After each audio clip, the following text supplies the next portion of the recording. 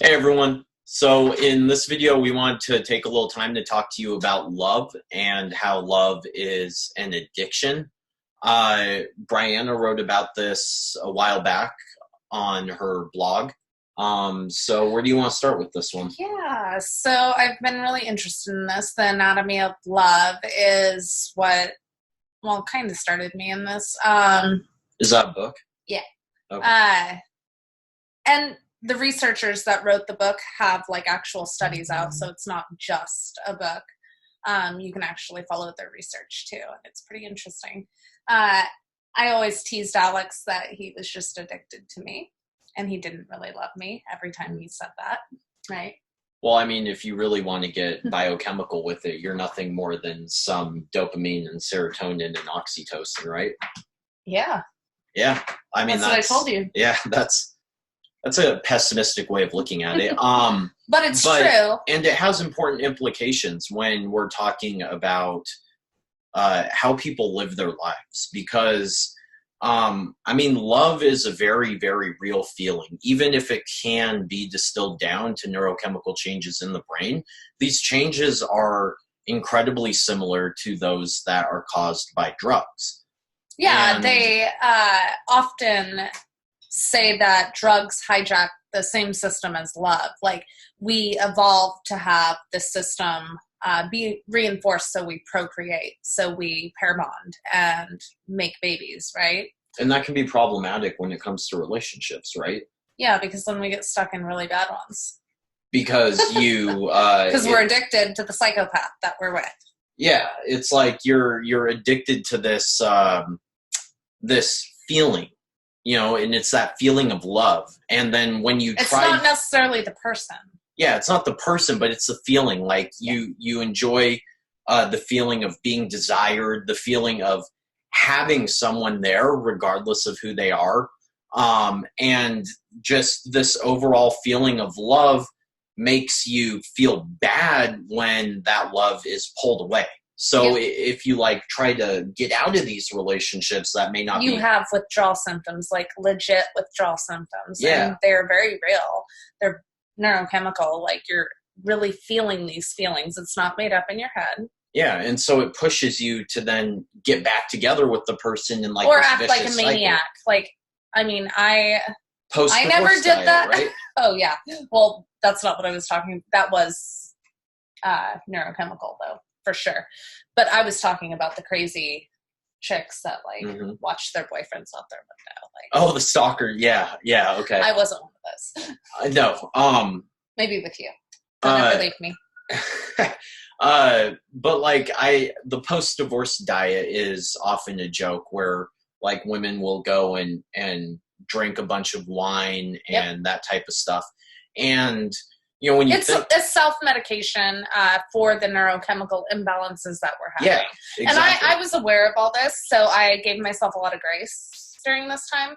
And I talked real talk to myself, right? I didn't bullshit myself. And that's why I phased out of it within a year. Yeah. So I guess where we're going with this is if we have an understanding that love is a neurochemical addiction, and this isn't degrading love at all. It's an amazing feeling. But we need to be aware of that biological underpinning so that when we are stuck in these situations that are very negative. Exactly. And harming our mental health, our financial health, our life, then we need to look at it like what it is, right? A neurochemical addiction. Yeah. Because it's not real love when nothing is serving you in the relationship anymore. Yeah. And so to kind of add a practical element to this, if somebody makes that realization and then starts acting on it to like, if they want to get out of this relationship, but they know they're going to have these withdrawals, what are some ways that, you know, instead of indulging in other drugs to give them that hit, what are some ways that they can like overcome these neurochemical deficits? Well, my favorite's exercise, because that helps with dopamine regulation and increases your endorphins. So you're going to get those natural, like, feel-good hits. Okay. having contact with a close friend. So the issue that I had a lot of times was I'm very introverted and I don't really have a lot of I have close friends, but we don't like hang out every day. We don't talk every day. Like, that's just not me. And they all know that about me, but that would have helped me progress further, quicker. What else? What about just distracting yourself? Yeah, that's a good one. With hobbies or reading. Writing was a big thing for me going through that. A lot of you guys have read a lot of the stuff that I wrote when I was going through my divorce. That was one of my outlets. I want to add too, it's important to note that for that one, you're not necessarily addressing the cause of the mental instabilities. Like exercise and talking with close friends, those are giving you that neurochemical uptick that you need to help feel relatively normal while you come down. Yeah, and it's not going to be as strong either. Yeah, and distracting yourself isn't going to do that, but it is going to take your mind away from all of the other shit. Obsession. All of the other stuff that you could be doing that might have a negative impact on your life. And, like addiction transfer. Yeah, exactly. Yeah, another one you could just like, I know people hate this, but smile. It is proven to increase your feel-good hormones. Yeah, that one can be hard when you feel like crap, but give it a shot. Just do it. Try. Is there anything else? No, those were my favorites. Yeah. To do. Give it time.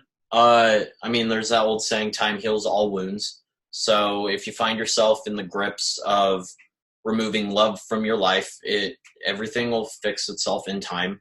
And, you know, maybe you just you'll don't want to find end up with something worse than the relationship. And I know a lot of people go through that because a lot of people message me and seek out my help for this problem.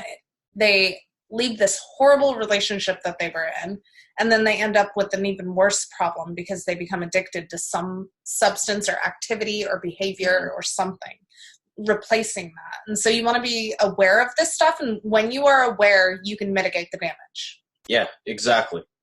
So anything else you want to add? Yep, that's it. All right. If you like this video, please give it a like, subscribe, comment, and share it around. Thank you.